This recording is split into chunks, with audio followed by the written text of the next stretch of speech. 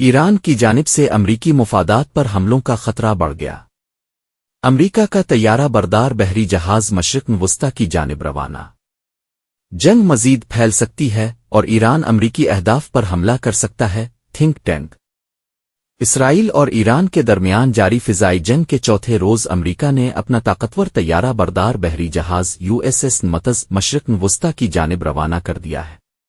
بین الاقوامی ship tracking website Marine Traffic کے مطابق یہ جنگی بحری جہاز پیر کی دوپہر آبنائے ملکہ سے گزر کر بحر ہند کی طرف بڑھ رہا ہے۔ امریکی بحریہ نے اس سے قبل 19-30 جون کو ویتنام کے ساحلی شہر ڈاننگ کا دورہ کرنا تھا، جہاں 20 جون کو ایک خصوصی تقریب بھی شیڈول کی گئی تھی۔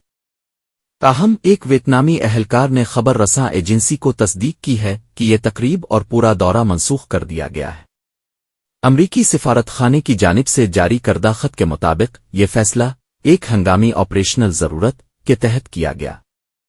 اس پیش رفت کو ماہرین اسرالاران تنازع میں ممکنہ وسعت کے خدشات کے تناظر میں دیکھ رہے ہیں۔ امریکی تھنک ٹینک اسٹمسن سینٹر کی ممتاز تجزیہ کار باربرا سلون کا کہنا ہے، فکر یہ ہے کہ یہ جنگ مزید پھیل سکتی ہے اور ایران ممکنہ طور پر امریکی اہداف پر حملہ کر سکتا ہے، جن میں خطے میں موجود امریکی فوجی تنصیبات بھی شامل ہیں۔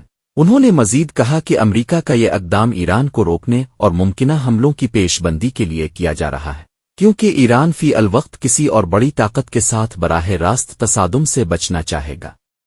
عالمی سطح پر خطرے کی گھنٹی۔ خطے میں بڑھتی ہوئی کشیدگی اور امریکی بحری افواج کی نقل و حرکت نے عالمی سطح پر تشویش کی لہر دوڑا دی ہے۔ اقوام متحدہ اور دیگر عالمی طاقتیں فوری جنگ بندی کا مطالبہ کر رہی ہیں، مگر زمینی حقائق اس کے برعکس رخ دکھا رہے ہیں۔